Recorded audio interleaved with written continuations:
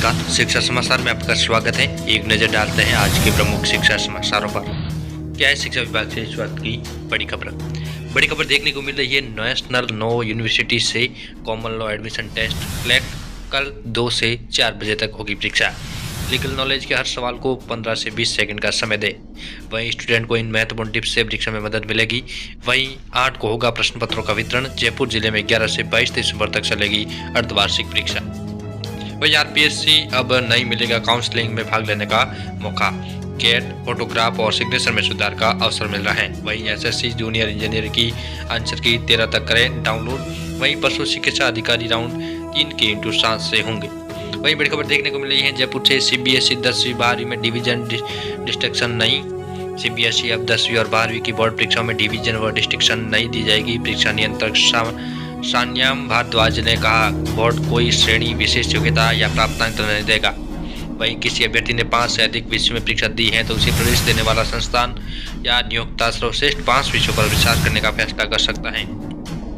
वहीं बोर्ड प्रतिशत की गणना नहीं करता, न ही घोषणा करता है या सूचना देता है। उच्च शिक्षा या रोजगार के लिए अंक प्रतिशत जरूरी हुआ तो गणना प्रवेश देने वाले संस्थान द्वारा की जा सकती है। वही बड़ी खबर देखने को मिल रही है। एयरफोर्स कॉमन एडमिशन टेस्ट के आवेदन 30 तक 317 पदों पर मिलेगा शॉर्ट सर्विस कमीशन।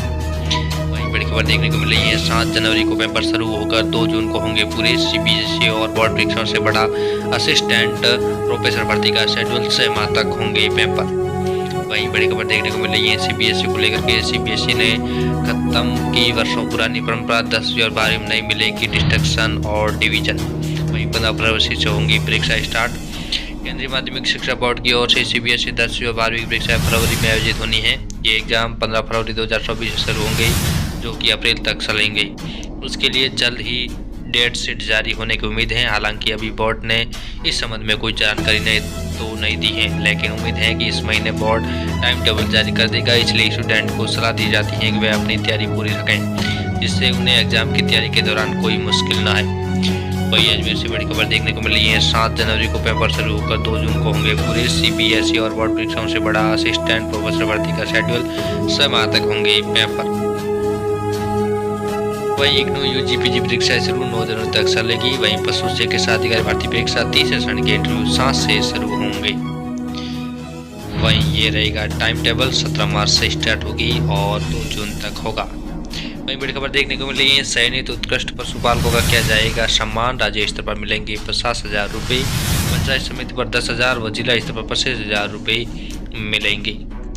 वहीं बड़ी खबर देखने को मिल रही है। यूडाइज पोर्टल पर रजिस्ट्रेशन होंगे स्कूल, इसी से मिलेगी टीसी। अब आधार की तर्ज पर पहली से 12वीं तक सभी स्टूडेंट को मिलेगा परमानेंट एजुकेशन नंबर। वह सब कुछ जो आप जानना चाहते हैं।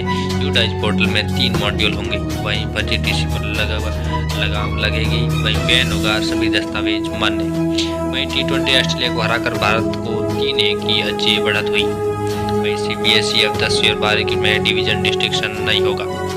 वही बड़ी खबर देखने को मिल रही है। बीएड कॉलेजों में रिक्त सीटों का आवंटन 5 को करनी होगी रिपोर्ट। अजमेर से प्रदेश में बीएड कॉलेजों में रिक्त सीटों का आवंटन कर दिया गया है। उम्मीदवार आवंटित कॉलेज में 5 को व्यक्तिगत रिपोर्ट कर सकेंगे। वहीं पीटीईटी का नोडल एजेंसी गोविंद गुरु जनजातीय विश्वविद्यालय बांसवाड़ा द्वारा जारी अधिसूचना के अनुसार पीटीईटी 2023 में प्रवेश के लिए विभिन्न काउंसलिंग और चरणों के उपरांत राज्य के विभिन्न विद्यालयों में रिक्त रही सीट पर प्रवेश के लिए समस्त अप्रवेशित विद्यार्थियों से राज्य भर में कहीं भी एक सीटों पर प्रवेश के लिए ऑनलाइन सहमति प्रदान करने की प्रक्रिया शुरू की गई है।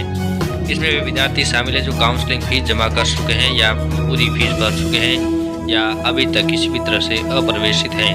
प्राप्त सहमति के उपरांत विद्यार्थियों को रिक्त सीट और मेरिट के आधार पर महाविद्यालय का आवंटन किया जाता है। वहीं ऑक्यूपेशनल थेरेपिस्ट एवं हॉस्पिटल केयर टैंकर परीक्षा अनुपस्थित अभ्यर्थियों की काउंसलिंग हुई है।